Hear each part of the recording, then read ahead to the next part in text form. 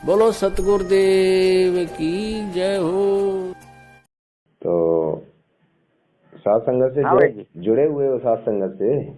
जी भगत जी, नहीं भगत जी, सात संगत से अभी जुड़ा नहीं हूँ मैं। पवन जी का मतलब वीडियो सुनता रहता हूँ। कारण ये है कि भगत जी जिस दिन प्रगट दिवस था तो उसके पहले तो मैं इनकी बात मानता नहीं था, मगर बात ये है कि फिर मैंने प्रगट दिवस के दिन शाम को पवन जी का सत्संग जब सुना मैंने तो मेरे तो कटाले खड़े हो गए। भगत जी बात ये है कि जब अपन दोनों की बात नहीं सुनेंगे तब तक निराकरण पे कैसे आएंगे? ये अंधे में कौड़ी राजा हो रहे हैं ये। और बात तो कुछ पवन गुरु जी की बुराई बिल्कुल नहीं कर रहा है। वो कह रहे हैं कि पवन गुरुद्रोही है। तो हमारा ये कहना है कि पवन अगर गुरुद्रोही है तो मेरे को गुरु जी के मुख से वीडियो सुनवा दो। मैं ऑडियो की नहीं मानूंगा क्योंकि आवाज तो बहुत निकलती है। और मैंने एक अभी बैतूल में मतलब ये है कि अपने विष्णु साहू का एक ऑडियो भेजा था, मेरे को सुनी थी कि ये कहीं सत्संग में रोकने गए थे तो इनको भगा दिया वहां से। वो कह रहे हैं कि ऑडियो तो गलत है कहने लगे। तो मैंने कहा गुरु जी का ऑडियो में वीडियो सुनूंगा, ऑडियो नहीं मानूंगा। कारण ये है कि आप गुमराह कर रहे हो और पवन सत्संग मेरे हिसाब से नहीं है क्योंकि वो गुरु जी की बुराई कर ही नहीं रहा है। और जो कुछ उसने परिवार ने और हरियाणा के मैनेजमेंट ने जो पवन के साथ किया है वो तुम आमने सामने तुम कहो कि हमारे पास ही आओ, फिर तुम्हारे हाथ पांव तोड़े, हम तुमको मारे हैं, तुम्हारे मुंह में मुते हैं और तुम्हारी लड़की को क्या नाम से कोठे भेजे। ये भगत का सारनामी का भगत जी ये लक्षण है कि मैं आपसे पूछूं? अब वही तो बात है ना, कहते हैं तीर कमान से और वचन जुबान से निकलने के बाद वो वापस नहीं आता। तो सोच समझ कर हमने हर क्रिया बोल चाल करनी चाहिए। Hello hello hello. हाँ लिया। हेलो। हाँ जी, कौन बोल रहे हो? कौन बोल रहे हो? कौन बोल रहे हैं? तेरा बाप बोल रहा हूँ। तेरी सारी रिप तो छोड़ दिया था, नहीं छोड़ने का तुझे ध्यान रखिए। कब तेरे दिमाग में क्रॉस फहमी हो। कौन बोल रहे हो बड़े भैया? बच्ची नहीं थम्मा और सब थम्मा उठे में बहन जो तू घना बड़ा लैंडलॉर्ड है क्या? अरे यार गाड़ी थोड़ी निकालते हो भाई साहब ऐसे। नहीं गाड़ी नहीं निकालते तू, ये काम क्यों कर रहा तू? हाँ मेरी फोटो लगाकर बदतमीजी भेज रही है मुझे। भाई साहब, आप अपने आप को परम संत रामपाल जी महाराज जी का शिष्य कहते हो और आप गालियाँ निकाल रहे हो, कैसे भगत हो आप? तू कौन होता है मेरे से पूछने वाला? पूछने वाला क्यों नहीं होता हूँ मैं? जो गाली निकालेगा उससे सवाल जवाब नहीं किया जाता क्या? अरे तू फोटो कैसे डाल रहा मेरे? फोटो डालूंगा, 1000 बार डालूंगा, 100 बार डालूंगा। अब के बाद तेरे मुंह में मुद्दों में ध्यान रखिए और डाल तो इसका फोटो। मुंह में मुतोगे? ध्यान रख। मुंह में मुतोगे क्या? कौन है वो? दिखे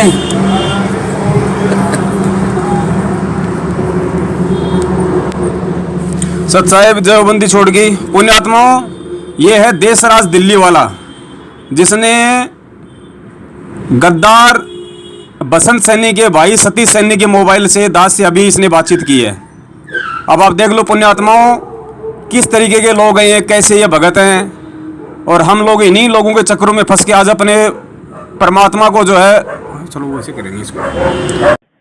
तो भगत जी बात यह है कि आप कह रहे हैं कि मेरे साथ आप हरियाणा चलो। तो मैंने अभी एक मतलब सत्संग में सुना था कि 2 आदमी अभी हरियाणा गए थे तो उनको पुलिस लग गई और उनका अपहरण कर लिया और उनको 8-10 घंटे में छोड़ा और उनकी मारा पीटी करी। तो भगत जी ये उम्र में तो हमारी क्या बुढ़ापा आ गया, 71 साल की उम्र है, अब्बो के हरियाणा चलो। तो भगत जी हमारी इतनी आमदनी नहीं है, तुम्हारे को जो नामदान केंद्र खोले हैं, तुम जो कोऑर्डिनेटर हो, तुम्हारी आमदनी हमको है। और हम ये कह रहे हैं कि तुम पवन जी तुम कह रहे हो कि मैं पवन जी हम बात नहीं करते, वो गुरुद्रोही है। तो गुरु जी का वीडियो सुनवाओ। और पवन गुरुद्रोही है तो फिर तुम कह रहे हो कि पवन को यहाँ बुलवाओ। तो फिर पवन को यहाँ बुला के आचार डालोगे, हाथ पांव तोड़ोगे, क्या बात है? तुमको सूरत ही नहीं देखना चाहिए उसकी बात की। तो ये आपसे किससे बात हो रही? ये आपसे किससे बात हो रही थी? ये भगत जी हमारे 2 कोऑर्डिनेटर, एक गुलाबदास जी है और होशंगाबाद से नामदान केंद्र पे जो है वो कमलेश दास है। अच्छा। तो वो कह रहे तुम होशंगाबाद आओ, इटारसी आओ, बैतूल आओ। तो मैंने कहा हम क्यों आए, ये मोबाइल काय के लिए बनाया है, आप यहीं से बात करो। कहने लगे नहीं वो ऐसा कुछ नहीं। फिर मैं मतलब ये है कि बैतूल भी गुलाबदास जी के पास भी एक 164 मतलब ये है कि जीने की राह की मैंने फोटो भेजी। मैंने कहा ये कुछ पुस्तकों में ऐसा मैंने सुना है कि वहाँ मतलब यह है कि वचन की शक्ति से पैदा होने की, वचन से पैदा होने की मैंने सुना है, मगर मैथुन क्रिया मैंने नहीं सुना है। तो ये पुस्तक जीने की राह गुरुजी के 14 के बाद जो कुछ निकली है, इसमें कह रहे हैं कि 90% मैथुन क्रिया से बच्चे पैदा होते हैं, 10% वचन की शक्ति से होते हैं। तो अगर फिर हमने क्यों कि हमने जब पवन जी का वीडियो सुना तो उसकी बात हमको सही लगी। अगर मान लो 90% मैथुन से क्रिया से अगर बच्चे पैदा होते तो काल को सतलोक से क्यों निकालते। तो सतपुरुष ने अपने कहते हैं 17 शब्द उच्चारण किए, वह सतलोक की सृष्टि रची। एक तो जैसे पूरा 10 किले हो और फिर उसमें कंस्ट्रक्शन करनी न्यारी होती है, वो रचना की। एक शब्द से उन्होंने वहां के उस सतलोक के सब द्वीप रच दिए। एक द्वीप की इतना क्षेत्र है कि ये सारे ब्रह्मांड और उस एक द्वीप के कोण में रखे जा सकते हैं, इतना बड़ा विस्तार एक द्वीप का है। तो सबसे पहले बंदी छोड़ने एक शब्द से वहां के सभी द्वीप रच दिए और फिर 16 शब्द उच्चारण किए। शब्द से सृष्टि होती है सतलोक में, ये मैथुन सृष्टि नहीं है। जो कुछ हमारे को सत्संग सुनने में जो भूल पड़ रही है, और पवन एक भी शब्द अगर हमने जो सत्संग पुस्तक में पढ़ा है और गुरुजी का सत्संग हम डेली सुनते हैं, अगर कहीं भूल हो जाती हो तो वो एक लाइन पर हम पूरी लाइन पकड़ लेते हैं, क्योंकि हमने भी सुना है पर याददाश्त कमजोर हो गई, तो हम उनसे शास्त्रार्थ कर नहीं सकते। तो हमने कहा कि ये कम करो, आप कनेक्ट करो पवन जी के मोबाइल से, और हमारे प्रश्न का जो तुम्हारे प्रश्न का उत्तर है वो मैं तो नहीं दे सकता, क्योंकि मैं याददाश्त मेरी कमजोर हो गई है। 10 बात में उसमें 4 याद रहती है, 6 भूल जाता हूँ। तो मेरे प्रश्न, तुम्हारे प्रश्न का उत्तर पवन जी देगा, तो वो बात करने को तैयार नहीं है। भगत जी अब क्या किया जाए बताओ तुम। अब देखो भगत जी, अब गुरुद्रोही वाली बात है ना, तो अब ये अब गुरुद्रोही के लिए तो परमात्मा ने हमें रोज पढ़ने के लिए दे दिया है, आप उससे मिलान कर लो। रोज आदेश दे दिया है हमें पहले ही गुरुजी ने, जो रोज हम पढ़ते हैं। गुरुद्रोही कौन होता है, गुरुजी से पूछने की आवश्यकता ही नहीं है जी। रोज जो उसमें लिखा हुआ है इतिहास रोज दे दिया है हमें पढ़ने के लिए, आप पढ़ लो, उसमें मिलान कर लो कि इस भगत के लक्षण, इसमें एक भी शब्द पे कोई लक्षण दिखाई देते हैं या नहीं, बस। बिल्कुल भगत जी, मैनेजमेंट हरियाणा वाले का तो मेरे को एक ही लक्षण ऐसे नहीं दिखते हैं। हमने तो अब ये कसम खा ली है कि गुरुजी ने कहा है कि पाठ प्रकाश कर ज्योति का पुस्तक अपन गुरुजी अपने सर पर आशीर्वाद रखते थे, जब अपन गुरुजी के पेटी में डालते थे। मन का ये तो भूल हो गई। अब हमारे पैसे का उपयोग तुम राजनीति में कर रहे हो। संत रामपाल जी ने जो आपको समर्थन दिया, इस बारे में आपकी क्या राय है? हमारा संत रामपाल जी को और उसकी संगत को बहुत बहुत धन्यवाद। और उन्होंने हमें आज 11 लाख रुपए चंदा देकर भी आंदोलन में भी मदद की। और मैं तो ये कहना चाहूँगा कि संत रामपाल जी के ऊपर भी जो जुल्म हुए, और उस जुल्म को जब वे उनके दर्शन करने उनके शरणार्थी जाते हैं तो उस पर भी तमाम अत्याचार किए जाते हैं, लाठियाँ बरसाई जाती है। सरकार उनको तंग कर रही, और जो आर्य समाज के उनके बीच में डिस्प्यूट है उसको भी दूर कराने की कोशिश करेंगे, क्योंकि हम खुद आर्य समाजी हैं। हम खुद आर्य समाजी होने के नाते ये चाहते हैं कि समाज में जो भेदभाव हुआ वो सब दूर हो, और सब मिलकर एक जैसे एक जो सरकार है जो अन्याय करती है उसके खिलाफ सब मिलकर खड़े हो। तो अगर किसी आर्य समाजी भाई को इस वजह से कोई ठेस पहुंचती है तो हम उससे भी बात करने के लिए तैयार हैं। अपने गिले शिकवे दूर करो, आगे बढ़ो। वो भी जाट हैं, हम भी जाट हैं। ये एक बड़ी 36 बिरादरी की मुहिम है जिसमें उन्होंने साथ दिया, इसके लिए हम धन्यवाद देते हैं। और हम डेरा सच्चा सौदा से भी निवेदन करते हैं, जिसने ये सरकार बनवाई, अपने दम पे। अगर वो इसी तरह की अत्याचारी और अन्यायी सरकार बनाई है तो उसके अनुयायियों को भी ये सोचना चाहिए और उनको सरकार से बात करनी चाहिए कि इस तरह के अत्याचार और अन्याय करने वाली सरकार का भविष्य में साथ न दे और वो भी आंदोलन को समर्थन करें। सर रामपाल जी महाराज के साथ या आपके साथ कोई समझौता हुआ सर? संत रामपाल जी के अनुयायी वहाँ पे आपका समर्थन करेंगे क्या? कहाँ पे? दिल्ली में जो आप 2 तारीख का ऐलान किया आपने। 2 तारीख का वो चाहेंगे तो समर्थन कर सकते हैं, उनसे वार्ता की जाएगी। और गुरुजी कह रहे हैं कि कभी कहने लगे इसमें वोट दो बीजेपी में, कभी कांग्रेस में, तो सही बात है। पवन जी सही कह रहे हैं कि गुरुजी राजनीति के चुनाव करने के लिए इस दुनिया में नहीं आए, वो तो क्या है कि अपने को इस काल के लोक में से, काल की कोलू में से निकालने के लिए आए हैं। और जो पवन की बात तो हमको भगत जी बिल्कुल 100% सही लग रही है। हमारा किसी से विरोध नहीं है, हम ना किसी राजनीति को इच्छा रखते हैं किसी राजनीतिक व्यक्ति से, ना राजनीति में हमारा हिस्सा है। हम एक धार्मिक संस्था चला रहे हैं और पूरे विश्व में जाएगा, इसको कोई रोक नहीं सकता। जैसे इस मार्ग का कोई विरोध करेगा, भगवान का मार्ग है। तो फिर अब आप बताओ भगत जी, आप मतलब एक तरफ पक्के हो या थोड़ी बहुत कुछ गुंजाइश है आपके अंदर? गुंजाइश तो मेरे को, मैं तो परमात्मा चाहता हूँ बस। नहीं वो तो ठीक है, जैसे हमें दुर्गोत भगत जी ने बताई थी कि कुछ वो उनको कुछ संशय है, तो उस बात को पूछना चाह रहा है, इसलिए फोन लगाया था कि भगत जी से बात करो थोड़ी सी। तो हम ये कह रहे हैं कि जैसे पवन भगत जी के वीडियो भी देखते हो तो आपको कुछ शंका लगती है सत्य को? बिल्कुल नहीं लग रही भगत, अब नहीं लग रही, पहले लगती थी। अच्छा, पहले लगती थी। कब जो इनने क्या नाम से कि भिलाड़िया में भंडारा रखा था, तो मेरे को कुछ भक्तों ने वहां फोन किया, बोले आपको यहाँ किसने बुलाया, आपका नाम खंड हो जाएगा। तो भगत जी नाम खंड जब होता है कि परमात्मा ने जो अपने को मर्यादा बताई है 10-20, उस मर्यादा का अगर जानबूझ के उल्लंघन करते हैं तो नाम खंड होता है। और अगर धोखे में अगर हो जाता है तो परमात्मा माफ करते हैं। और इसके बाद यह है कि गुरुजी की वाणी में आपका मन नहीं लग रहा है, तो हम तो गुरुजी की वाणी पर विश्वास हम करते हैं। और अब मैं पहले तो कच्चा था, मगर मैं अब 100% जो है पक्का हो गया था। तो मेरे को साथ संगत बहुत की बात पवन की बिल्कुल गलत नहीं लग रही, वो सही कह रहे हैं भगत। तो अब बस यही है कि मतलब आप एक तरफ हो, मतलब उस मैनेजमेंट की तरफ से बिल्कुल नहीं हो ना? बिल्कुल नहीं हूँ, बिल्कुल नहीं हूँ भगत जी। मैं क्यों? ये मेरे को कोऑर्डिनेटर वगैरह है और मैंने जो प्रश्न किया है उसका उत्तर बिल्कुल नहीं दे रहा। मैं 4 से 8 प्रश्न लिख के रखे हैं।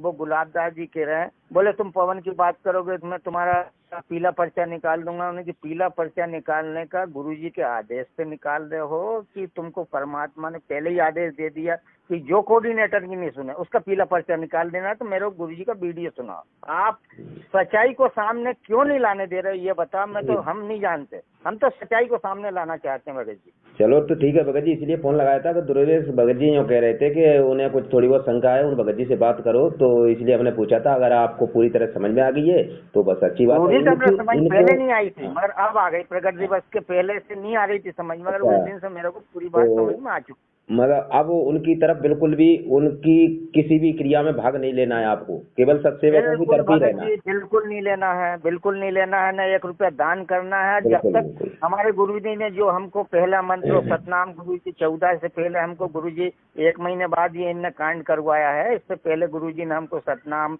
और मंत्र दे दिया है। हम तो गुरुजी की वाणी पर हमारे घर बैठ करके और हम तो बड़े जी हम हमारा भजन कर रहे हैं, मगर हमको संतुष्टि नहीं हो रही। हम तो हमारे पिताजी के लिए रो रहे हैं और हमको रोते बिलखते आवाज बच्चों को छोड़ के ये मैनेजमेंट हमारे बाप को जेल में बिठाया है। तो इसने बहुत गलत किया।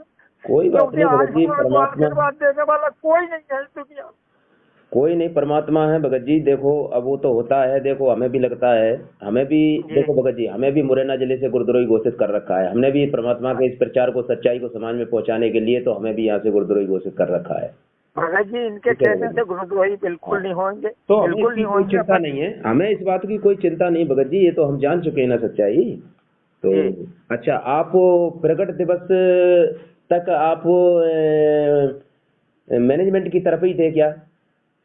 नहीं, मैं प्रगट दिवस पे मैंने पवन जी का ही वीडियो सुना और वही सत्संग सुना। मैंने इधर हरियाणा का कुछ भी नहीं सुना भगत जी। अच्छा, तो मतलब प्रकट दिवस आपने मतलब ये सत्सेवकों की तरफ ही प्रकट दिवस मनाया ना, उनकी तरफ जन्मदिन तो नहीं मनाया? नहीं भगत जी, बात यह है कि इनने जन्मदिन इसलिए क्योंकि जो कुछ अपने से भूल हो रही थी, तो जन्म परमात्मा पैदा हुए नहीं तो जन्मदिन मनाना नहीं, इनने तो अवतरण दिवस से उसका नाम रख दिया। मतलब इनको कुछ नाक कट रही थी वो तो इन्हें अवतरण दिवस कर दिया। वो अवतरण दिवस भी जन्मदिन में ही आता है। जब उसको हम डिफाइन करेंगे, परिभाषित करेंगे अवतरण दिवस को, तो वो जन्मदिन में ही आ जाता है। ऐसा? हाँ, अच्छा अच्छा। वो अवतरण दिवस भी जन्मदिन में आ जाता है। कैसे आ जाता है? अब देखो, इसके बारे में भी परिभाषित अभी अब अपन सबसे वक्त तो कुछ जानकार है, कुछ को नहीं होगी जानकारी, तो अलग बात है। कि जैसे मान के चलो कि आप संत रामपाल जी महाराज कबीर साहब के अवतार हैं, यानी कबीर साहब ने भेजे हैं, अवतार भेजे हैं कोई अपने। जैसे यहाँ तीन लोग के अवतार ब्रह्मा विष्णु महेश को ये ज्योति निरंजन भेजता है यहाँ पे। जैसे राम और कृष्ण आए, काल का अवतार है ये तीनों। तीनों आए ना, तो वो गर्भ से आए तो काल के अवतार है, तो उनके ऊपर तो लेन देन का ऋण होता है, इसलिए वो गर्भ का कष्ट भोगना पड़ता है और गर्भ में होके वो आते हैं। ठीक है। तो एक बात बताइए, अगर कबीर साहब ने संत रामपाल जी महाराज अवतार भेजे हैं तो वो गर्भ में होकर ये मानते हैं कि गर्भ में होकर आए हैं, तो वो सतलोक में जाने वाले के ऊपर तो कोई भी लेन देन का ऋण नहीं होता उस आत्मा के ऊपर। फिर वो गर्भ में होकर क्यों आएगा, क्यों आएगी वो? अवतार दिवस का मतलब यही हुआ फिर तो। भाई अवतार मानते हैं तो वो ये रामकृष्ण की तरह अवतार मान रहे हैं, तो वो अवतार तो गर्भ में होके आए, उनके ऊपर तो लेन देन था। लेकिन सतलोक जो आत्मा चली गई है वो तो बिल्कुल ऋण मुक्त होती है, तो वो गर्भ में होकर क्यों आएगी? है जी जी जी। ऋण मुक्त नहीं होगी तब तक वो सतलोक नहीं जा सकती आत्मा। बिल्कुल सही। सतलोक पहुंच गई है तो वो गर्भ में होकर क्यों आएगी, वो अवतार लेगी गर्भ में होकर? बताओ। जी जी, सही कहना, सही कहना, बिल्कुल। मतलब वो तो जन्म लिया हुआ ही अवतार दिवस कहोगे ना, तो वो भी जन्म में ही आता है अवतरण दिवस। ठीक है। जी जी जी जी। तो देखिए, परमात्मा वो पूर्ण ब्रह्म है, वो कुछ भी लीला करता है, उसके लिए कोई भी दरवाजे बंद नहीं है। ठीक है। तो वो कैसे भी आ सकता है, उसकी लीला वही जाने। ठीक है। लेकिन वो जब परमात्मा मान लिया, अविनाशी मान लिया, तो फिर उसको हम जन्म दिन के लिए उसके ऊपर जन्मदिन क्यों मनाएंगे, उसका ये क्रिया क्यों करेंगे उसके ऊपर? जी जी जी। तो ये उसके ऊपर लागू नहीं होती जन्मदिन की। हम तो उसको केवल प्रकट हुआ मानेंगे कि वो प्रकट होके आया है परमात्मा। उसने लीला हमें कुछ भी हमारे सामने दिखाई दे रही हो, कोई भी समझता रहे, लेकिन हम उसकी लीला को समझ नहीं पाएंगे।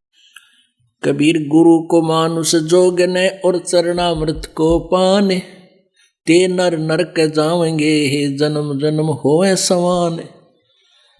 जो क्या बताते हैं, गुरु को मानुष मानते हैं और चरणामृत भी देखा चरणामृत भी गुरु जी के चरणों का जल उसको भी पी रहे हैं, और ऊपर से एक मनुष्य मान रहे हैं। कहते उससे भी वो भी फिर 84 लाख योनियों का अधिकारी है, उसकी भक्ति चले नहीं। गुरु को मानुष जोगने और चरणामृत को पान, ते नर नरक में जावेंगे फिर जन्म जन्म होए समान। चरणामृत ले, लेकिन भगवान समझ के ले। मान लो मूलधन 100 रुपये। पुण्यात्माओं, एजुकेशन का अब आपको लाभ होगा। ठीक है। अब जैसे पीछे गरीबदास जी महाराज का भी उदाहरण दे दिया परमात्मा ने। गरीबदास जी बिल्कुल जो की तो ऐसी लीला करी थी परमात्मा ने गरीबदास जी के साथ। क्यों, उनके भी माता पिता थे, ऐसे ही उन्होंने लीला करके दिखाई, और वो फिर बाद में आज परमात्मा सिद्ध हो गए वो गरीबदास जी महाराज। हो गए कि नहीं हो गए?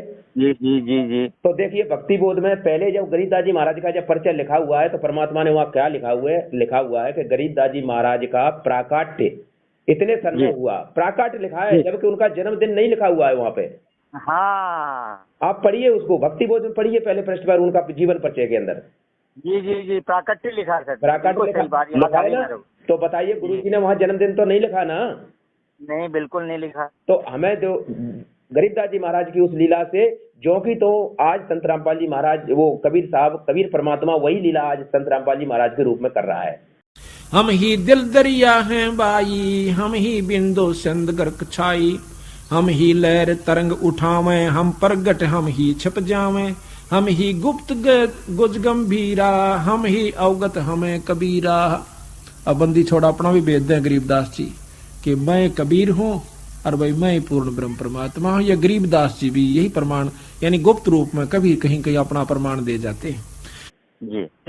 तो इस तरह से अपन समझना चाहिए। ये बहुत भक्तों के समझ में, मैनेजमेंट वालों की इस संगत के तो समझ में है नहीं ये सारी बातें। भगत जी जी भगत जी, मेरे को सुनो, उन्होंने बताया पवन जी ने, ये तो कि भक्ति बोध में लिखा है, हाँ। भक्ति बोध में लिखा है, तेरा रामपाल अज्ञान किया सत्यलोक का वासी, जिस समय परमात्मा ने 10 बजे दिन को दर्शन दे करके, और परमात्मा रामपाल जी की आत्मा तो सतलोक चली गई है, उनका ठीक का समय कबीर साहब का आया है इस समय। अब वो ठीक के समय में स्वयं कबीर साहब आए उनके चोले में। अब देखो भगत जी, ये उस लेख के मुताबिक परमात्मा ने ये 1997 में कह दिया, तो देखो परमात्मा कुछ भी लीला करता है वो कुछ किसी तरह से अपने भक्तों को समझाता है कि तुम 1997 से ही परमात्मा मान लो, चलो कोई बात नहीं, तुम 8 सितंबर से मत मानो परमात्मा, लेकिन 97 से तो मान लो परमात्मा जी। तो फिर क्यों जन्मदिन मना रहे हो आज? 97 से ही मान लेते, 97 से कबीर साहब आ गए जो मान लेते, चलो हैं, तो आज जन्मदिन फिर क्यों मना रहे हो अगर 8 सितंबर से नहीं मानते हो तो? लेकिन परमात्मा कोई बीच में प्रकट पैदा नहीं होता, वो प्रकट नहीं होता, वो तो शुरू से ही लीला करता है, वो उसकी तीनों स्थिति होती हैं, वो शुरू से ही अपनी जनमानुष की लीला भी करता है, जन साधारण की, आम प्राणी की लीला करता है परमात्मा, ठीक है। फिर आगे आके सतगुरु बनता है, वो कहते हैं साहिब से सतगुरु भय, सतगुरु से भय साध, तीनों होंगे कहीं गति के चौगा मगाध है। तो परमात्मा ने एक जनसाधारण की लीला करी, उसके बाद भगत की एक भूमिका भी करके बताई, और फिर सतगुरु की भूमिका कर रहे हैं परमात्मा, सतगुरु स्वयं होता है ना। तो इस बात को ज्ञान आधार से समझना चाहिए भगत जी, ठीक है। सही बात, कोई शंका नहीं रहनी चाहिए फिर ज्ञान आधार से। इस काल के न्योना जचरी के कब परमात्मा भी आते हैं यहाँ पे, यो पहचान ना पाता उसको। तो अगर इसने नो पता लग जा भगवान आ रहे हैं, जिसका कलजा फट जा, हार्ट अटैक हो जा। इसलिए परमात्मा एक सिंपल रूप में ऐसे रहते हैं, किसी का भी ना जसदेव भगवान होंगे, इस रूप में वो प्रभु आ जाते हैं। हाँ।